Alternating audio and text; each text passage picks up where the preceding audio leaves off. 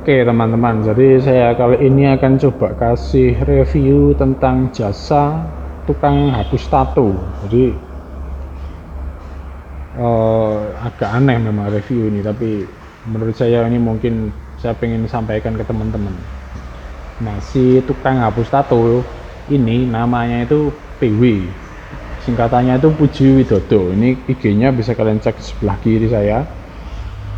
Sekarang nama IG-nya itu Hapus Tato Indo, tapi mungkin dia bisa ubah-ubah namanya suatu saat, dan bisa aja kalau teman-teman cek itu namanya sudah jadi beda, nggak ketemu di IG. Tapi saya coba kasih sedikit cerita tentang pengalaman saya ya.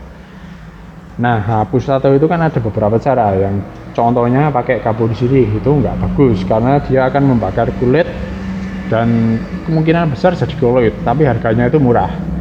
Lalu laser itu kalau kalian klinik, saya dulu pernah tanya itu seukuran KTP itu kena 1 juta. Nah, berikutnya yang saya coba ini, yang dia ngeklaim itu namanya agak unik dan aneh. Namanya itu teknik sedot tinta. Saya awalnya itu lihat di IG tertarik karena yang diposting tuh hasilnya bagus-bagus, jadi benar-benar menjanjikan. Tapi ternyata hasilnya sih agak kurang bagus ya menurut saya. Ya jauh dari kata bagus lah. Karena waktu awal-awal saya cek itu bagus sekali. Lalu dia waktu ngeproses itu dia ngeklaim di IG bahwa hilang lebih dari 70% tatonya. Tapi kenyataan saya nggak begitu. Kemudian dia klaim tekniknya itu tadi sedot tinta. Waktu awalnya saya pikir kayak, wah ini revolusioner banget ini. Bayangin aja kan nyedot tato dari kulit, gimana caranya itu, nggak kebayang. Nah, tapi yang sebenarnya terjadi itu sewaktu mulai pengerjaan, dia tuh pakai 2 alat. Jadi alat yang satu itu kayak mirip kayak alat tato, persis plek ada jarumnya, cuman lebih berisik dan lebih powerful. Yang satunya lagi itu kayak vakum, jadi kayak vakum tapi kecil, jadi buat nyedot tintanya ya, bukan tinta tapi darahnya sih yang ngalir itu. Jadi waktu ngerjain itu dia pakai 2 tangan.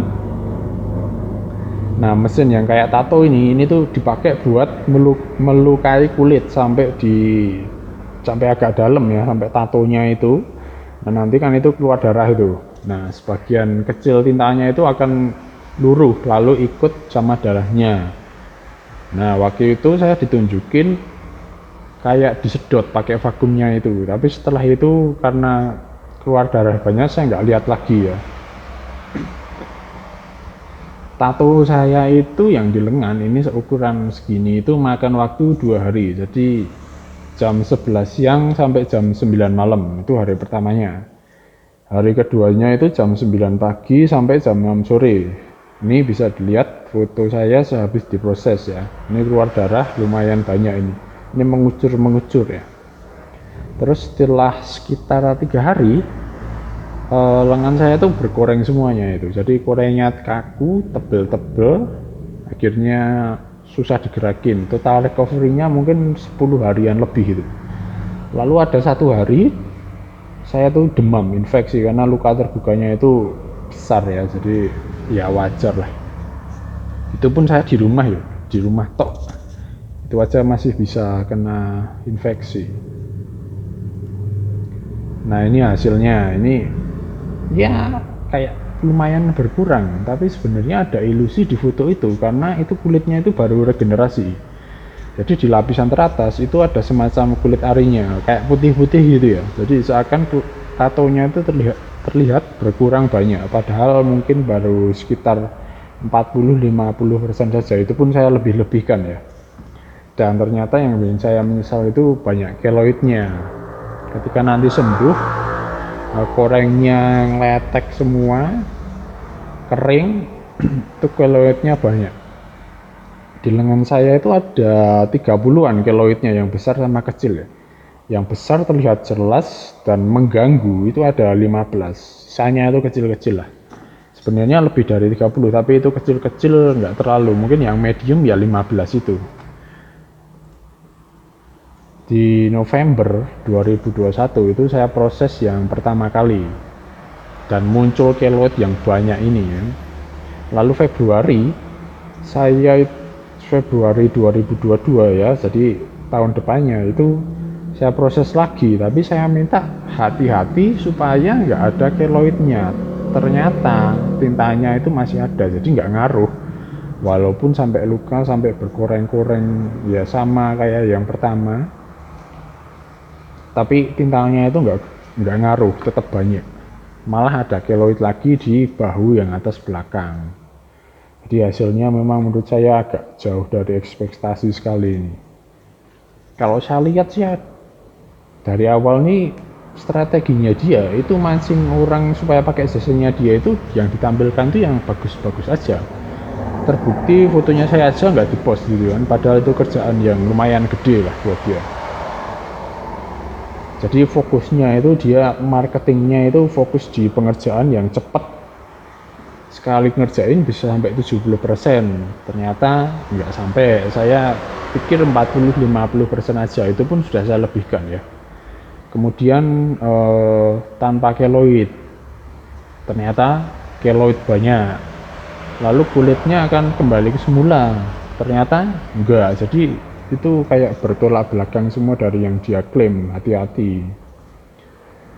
Kalau ada yang mau pakai jasanya dia, sebenarnya saya juga rekomen, karena dia jasanya kalau teman-teman memang betul-betul nggak butuh penampilan, asal yang penting tatonya hilang, itu pakai jasanya dia bisa. Tapi kan kita bayar ya, mending pakai yang murah aja, kapur sirih, kalau nggak peduli tentang penampilan kan. Nah kira-kira ya begitu. Jadi oh ya, yang pengerjaan kedua yang di Februari itu, dia itu datang ke rumah saya. Lalu dia sekali datang itu minta fee 1,5. Dan itu pun dia tuh ngerjainnya terkesan kayak terburu-buru, jadi pengen kayak cepet-cepet pulang gitu. Jadi saya rasa mungkin karena salah satunya dia sudah nggak bisa menuin ekspektasi saya yang pengen kulitnya itu hilang tato tapi tanpa keloid seperti yang dia klaim di IG. Ternyata hasilnya nggak bagus, ya sudah nih. Sekarang ya kulit saya, lengan saya jadi rusak kan, ini banyak keloidnya dan tatonya masih kesisa. Itu pun uang sisanya saya minta juga nggak bisa. Jadi hasilnya dia tuh bilang bahwa saya tuh punya gen keloid. Kalau saya ada gen keloid itu harusnya keloidnya itu jadinya besar-besar, yang kayak melentong-melentong jempol-jempol, itu baru gen keloid. Tapi kan saya hasilnya tuh enggak terlalu besar, agak menonjol tapi enggak menonjol sekali ya. Nah itu saya berkali-kali bilang kalau ngerjain dibikin hati-hati. Dia selalu beralasan bahwa susah karena saya gennya itu keloid. Jadi saya rasa kalau kulitnya dilukai ya pastinya jadi keloid, apalagi pakai jarum berjalan gitu kan. Kayak gitu. Jadi tetap kalau teman-teman mau pakai jasa dia, saya rekomen, asal teman-teman nggak ekspektasi bahwa kulitnya akan tetap mulus. Jadi kalau tetap mulus, saya rasa ya harusnya pakai laser, itu yang terbaik. Jadi sekian, terima kasih.